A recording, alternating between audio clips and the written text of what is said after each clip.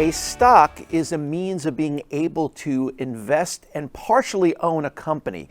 So a lot of people out there have been exposed to different types of investments, more popularly probably homes through real estate.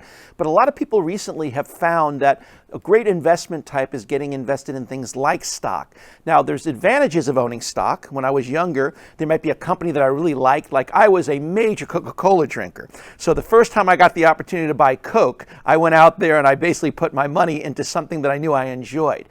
Other people choose companies because it fits their personal plan, maybe your beliefs, and so you're interested in wanting to be an owner of a company, and based on the number of shares that you purchase, it affects any dividends a company might pay out or any voting rights that you might have at an annual meeting. So it's a great way to get involved, at least starting off, to have some ownership and be able to invest in the open markets.